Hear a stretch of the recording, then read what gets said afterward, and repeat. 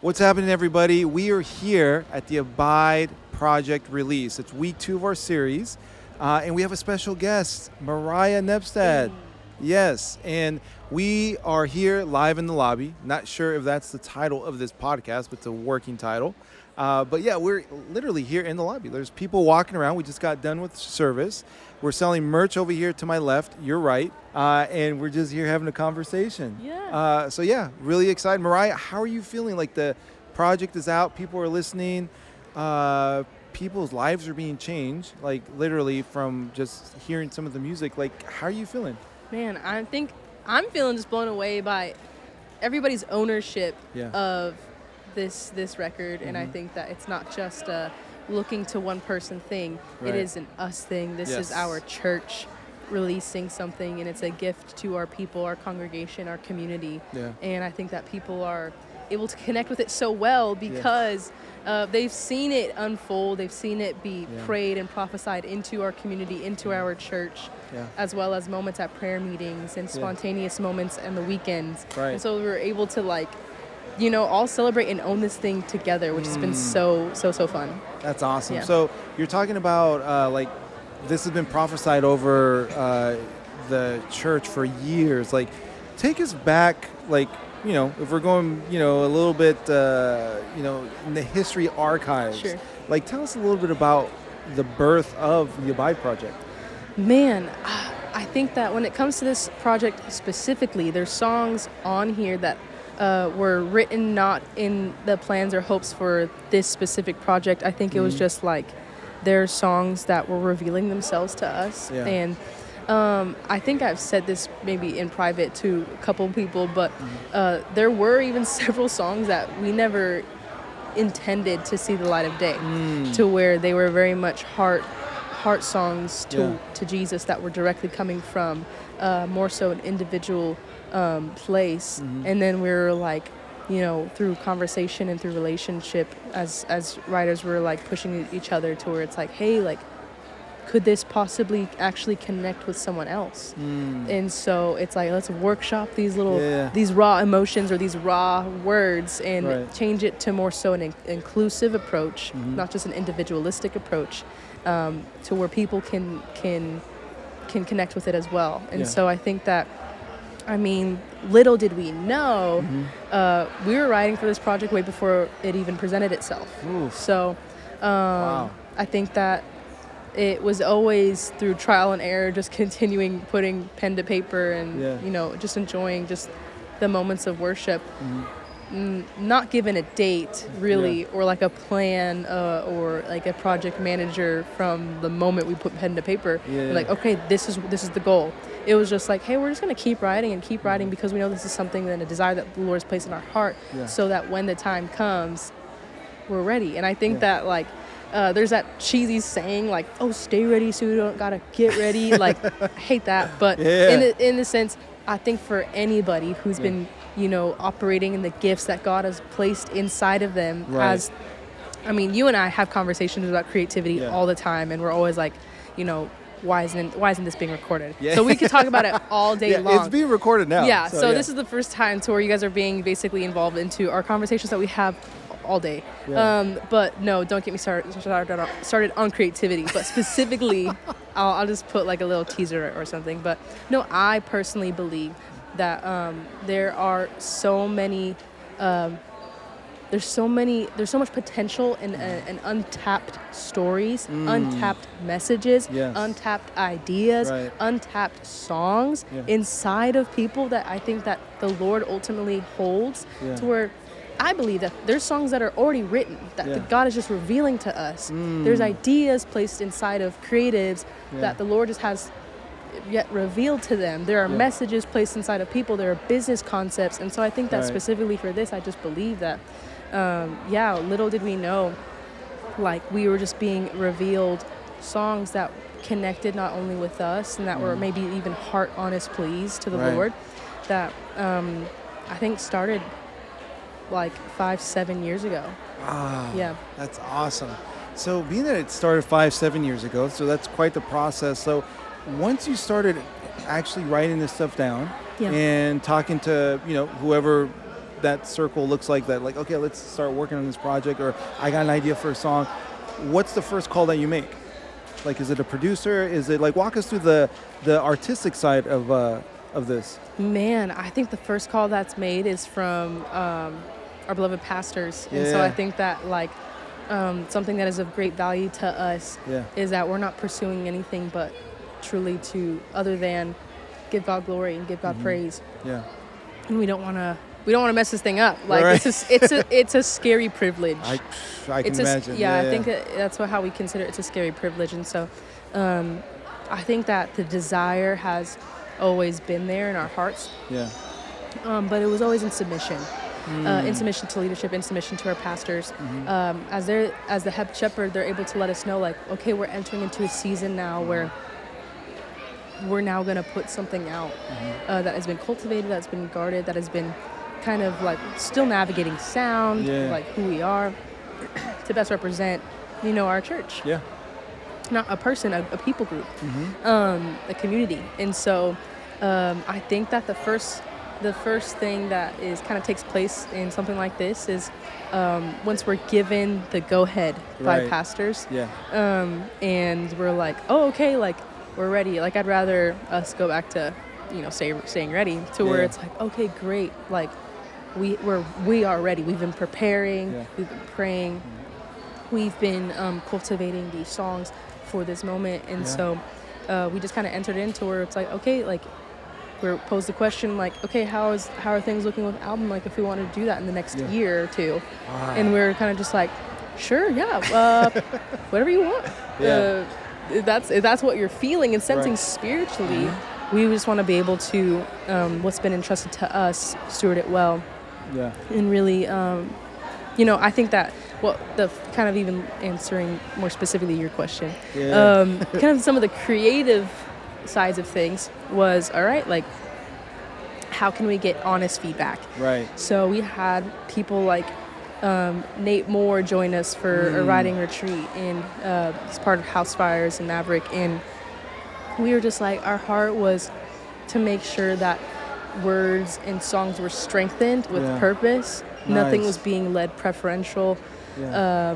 Love to that. where it's like, oh, I'm gonna die on this hill. Yeah, Like, yeah. I want to stand on this because I like it. Right. It's hey, as in the perspective of the church, what do we think is gonna connect with people's spirits, with people's souls, as well as, it be.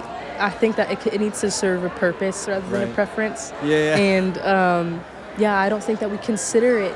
I think a gentle nudge is that I don't think we consider it artistry.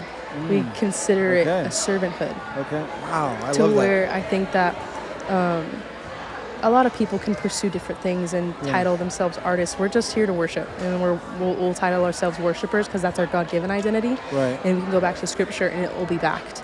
But I think that for us, we just look into Scripture as like, okay, like worship is always of service when it's being prefaced through Scripture. And so I think that some things that we're just kind of even pointing to where it's like, it should always be through submission. Yeah. And it's to serve a purpose, but it's through service. And I think that, it's clearly stated in the Bible where it's like, Christ is the head, the church is his body. Right.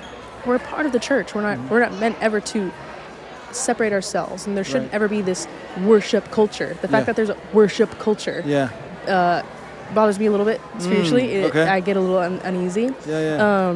But the fact that, it's Christ is the head, the church is his body. We're called to be part of the church and in submission through service. It's not Christ is the head, worship is his body. It's never been that. Right. And so I think that That's good.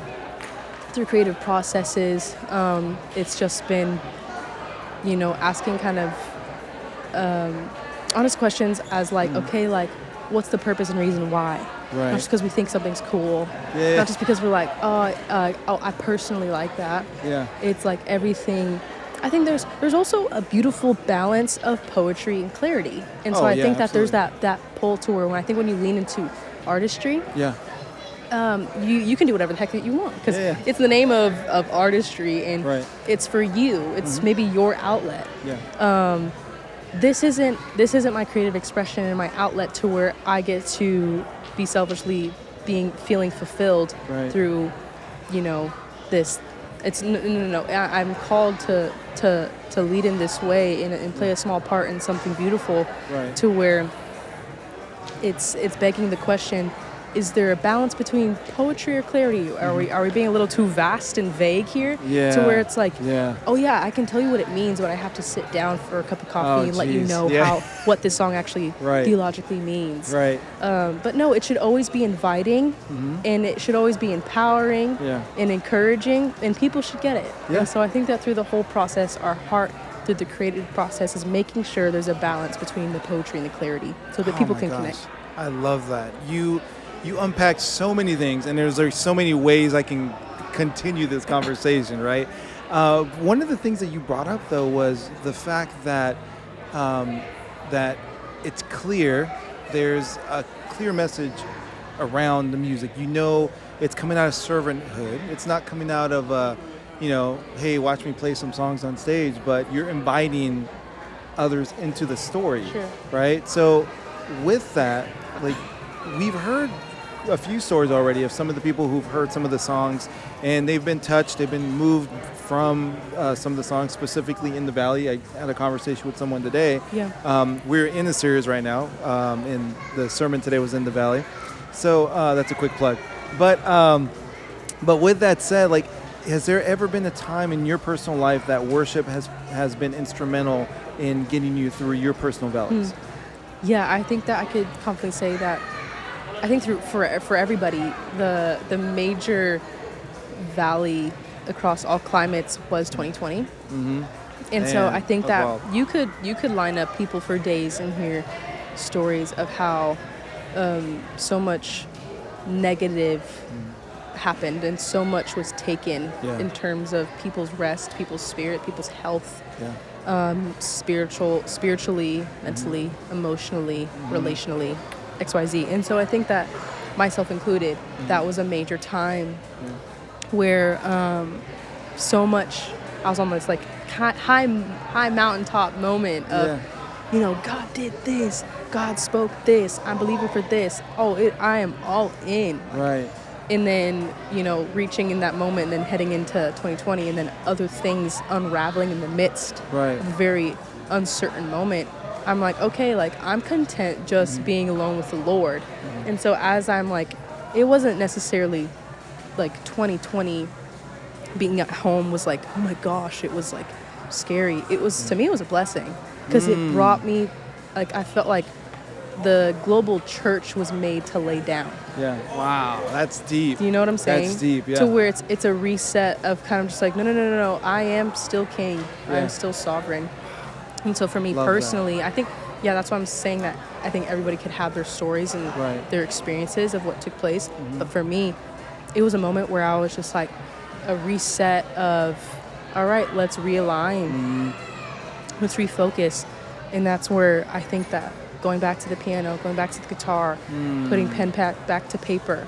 And it's like, oh, no. Like, this is where it all starts. Yeah. Is through right perspective of Him, proper posture of worship. And from the beginning of time, that's our intended design. So I think that's where it feels like home, and that's why it feels most natural. And so I think that worship was so pivotal for me personally throughout that moment in time. And I'll always go back to moments there just through reading scripture, just through, begging questions to Jesus or encouraging myself like David did. Love that. And so I think that, that's how I think worship was very pivotal, because it was my weapon in my warfare in a moment to where I was losing my mind. And so I think that was something that was, I was able to just stand upon and be like, be reminded of so much. Right. How many songs did you write during that time? During the pandemic? Good question. I don't think I know off the top of my head. But a good amount. I think there was so much to write about when you is need there- Jesus. Oh my gosh, yeah, seriously. Is there one that sticks out? Like that's on the album? That's on the album? Yeah. Um, And that's gonna be the first song I listen to when I leave here. really? Yeah, I'm just curious. No. Wait, were you asking what was the favorite, or what was the first? What was the first? What was like? The first one? Yeah, that you For wrote. Peace Sake. Really, during the pandemic. That one wasn't supposed to make it on the album either. Oh my gosh, it's such a great song. Such a great song. Yeah, make sure you check that song out when you get a chance. The messaging behind it, and obviously the clever wordplay on the title, right? Like, the first time I heard, I was like, that's such a creative way to name a song. And I'm sure it does good on Google searches. But yeah, so walk us through, like, you're in the pandemic, like, for peace sake, like what, like, I know there's some deep Sure. stuff. I want to hear it. Man. Yeah. No, yeah, as I said, that one was not supposed to make it on the album Right. at all. And so I think that it was just a moment to where it was immediate reaction and response Yeah. to something that had taken place. Right. And I just ran. Like, I had never been so quick to run to the piano. And I was like, I need to just talk and be with Jesus. Yeah. I just remember crying. And I just was just fumbling Yeah. on a melody. And I was just like, all I know is that this is how I could, like, wear my heart on my sleeve with Jesus. Right. And not have secrets with him. Yeah. Oh, that's and great. I think that as I went back to that moment, and taking us back there, I think that the main thing was I was just like asking, where's my peace? I don't feel it. Right. And I was just being honest. And Yeah, I was yeah. just like, I was just saying, oh, I need my peace. Oh, I need my peace. Oh, you are my peace. Oh, where is my peace? Yeah. Like, and so I just remember fumbling around that and then going into the chorus and just like, almost through like the frustration, I was like, that's where it formulated to where it's Right. like, you know, you hear like, oh, for Pete's sake. And there's Yeah. like, Oh yeah. there's a frustration, Right. but I wanted to be counteracting that Yeah. by like saying for the sake of peace. It was just like almost like a frustration of just like I know his peace is there, and I know like I just need to remind myself of it. So for the sake of your peace, Moriah, Yeah. put your mind on God. And I just remember I just remember crying because I felt it. Yeah, I felt yeah. his peace, and I Yeah. was just like, not that it wasn't there. I was just made aware of it. Yeah. Because obviously the thing that felt like I was robbed of peace just robbed my attention, not robbed, and didn't take it from me. It just took my focus off of it. Yeah. So it was just like, yeah, just an honest moment of, and then Hadassah comes in, Yeah. obviously being the phenomenal writer that she is. Yeah. And she was like, I think weeks later, and she was like, oh, people are going to sing this song. Yeah. And I was like, oh no, like this is Yeah. for Jesus. Like this Yeah. is a little raw. Yeah. And so she's like, we could workshop a little bit, Yeah. because there were other just honest like contextual lyrics that were just for Jesus. Right. And she was like, but I bet you other people can connect Oh, with this absolutely. message. Yeah. Let's workshop it a little bit. So we workshopped it. And she helped to where it's like, okay, how can we invite people to be along for the ride, Right. to be able to also connect with this message. And so, yeah. That's awesome. You guys did such a great job, brilliant job on inviting people into that specific song. A good example of this was last week when Pastor Sean, our pastors, he asked the crowd, he asked the community, how many out there are struggling in finding peace? And almost every hand went up. And I think that's one of those things that it's such a universal problem, especially during the pandemic, that everyone was feeling that way. So I think that's probably what Hadassah meant by everyone's going to be singing it, in their own way. Your posture just leans into that. Shout out to Hadassah, by the way. She's getting ready to have a baby. Yeah. Yeah, let's celebrate her for like 5 seconds. So, yeah, any day now. So mother to be. But so with that, for peace sake, you're talking about the backstory, how you wrote it. Who's singing on the song though, actually? CJ Blount. Okay, tell us a little bit about him. Oh my gosh, he's Yeah. a worship pastor at Church of the Highlands. Yeah. Good friend of ours. Love Super him. talented. And so I think that it even goes back into, we wanted to make sure that we guarded this project. I think that was Right. our intention, is making sure that everything was done with intentionality, with purity, with honesty, Yeah. with right motive. And so therefore we're like, hey, like if we were to bring in someone, who would we want to bring in? And I Right. think that was the first name, because he's already been here. awesome. He's imparted and led worship here. Yeah. He's imparted into our team, our Oh, church. That's awesome. Everybody loves that guy. Yeah. Nicest Oh, human he's you'll easy ever to get to know. meet. Yeah. Nicest person you'll ever meet. Yeah. And and so we're just like, we know we could trust him Right. with something so precious to us, Mhm. and he just does a phenomenal job. And Yeah. so we trust him a lot. And so Yeah. we were like, let's bring him in. He's like family. That's awesome. Yeah. That's awesome. Any other family special guests that we should expect on the album, or who are on the album? Family? Yeah. We have Extended family. we yeah. have our producer, who actually surprisingly decided to play bass with us. Oh, that's so awesome. So- how did that happen? I asked him. Hey, I just walked I was up like, to him and asked I him. was I like, reminded hey him. man, like, Yeah. I think we need like a bass player to play with us. Yeah. Like, do you know anybody? Yeah. Like that we could vet? And Right. then he's like, I play bass. I was like, oh, perfect. Is that awesome? I already know you. Like, Yeah. you're phenomenal. Like, he's solid. He plays like a lot, and him, and he played bass.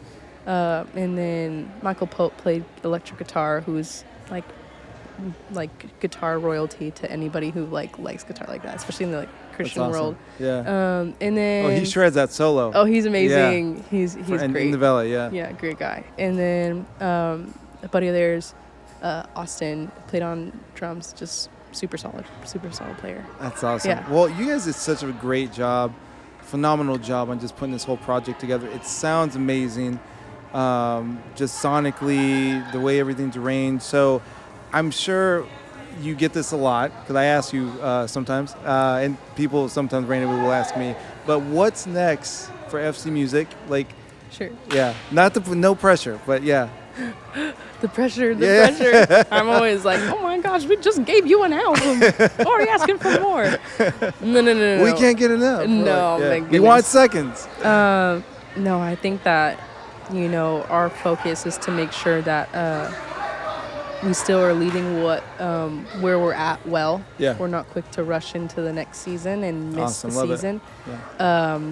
But when the times come and the era's changed into, we don't know like with Right. the timestamp on it, but I think that if anything, we're still making sure that we're continuing writing, because the heart of this isn't just to be, put something out there for the sake of putting something out there, but it was all Right. through intentionality and Yeah. planning on, as we're launching something new out of Fellowship Right. Church, which is another ministry lane through FC Music. Yeah. We're just wanting to make sure that we are going into things intentionally and Right. prepared. So that being said, I think that, there's a couple other things that are on the horizon. We don't know how soon, Yeah. but there are things in the works. Right. And so, Cool. Well, we'll be looking forward to it. So, Absolutely. well, Moriah, this was fun. I had such a great time. Again, just talking to you out here in the lobby in front of all these people. Just having a normal conversation. But Yeah. no, this has been great. Seriously. And we look forward to connecting with you guys some more. Where can they find FC Music? Where can they connect with you guys? Yeah, I mean, there's going to be more episodes exactly like this, hearing from some of our pastors pretty soon. But I would say subscribe here on YouTube, follow us on Instagram, Facebook, and just stay tuned for other fun things that are going to come out. And this is where you'll hear first about them. So, Awesome. Yeah. Last question. This is Sure. random. Oh. But you talk so much about like artistry and creativity. If someone would open up your phone, go to your Spotify account, what are you listening to right now? man. Besides the bite. Oh, sure. Man, I probably couldn't tell you all the names of them, but like literally. give us three. No, like I think I don't even know the names of Yeah. them. I just I'm You like, like oh, songs. that's cool. Like, Yeah. I'll add that to my playlist, Yeah. and I don't even know what it's called. I'll just like press play, and I'll just as long as I keep adding, I'll just press play on the playlist. Honestly, who's someone that's great right now? I would say Jacob Collier. Okay. He has to be my favorite. Nice. That guy's always on repeat. Genius. Nice. He's a genius. Genius. You don't throw that word around that much either. No. Yeah. All right. Well, there you go. Shout out. All right. Well, thank you so much, Moriah. Yes, We'll of see course. you next time. You guys have a great day. Did you just salute at the camera? I did. I love it. I All right, did. guys. Later, guys.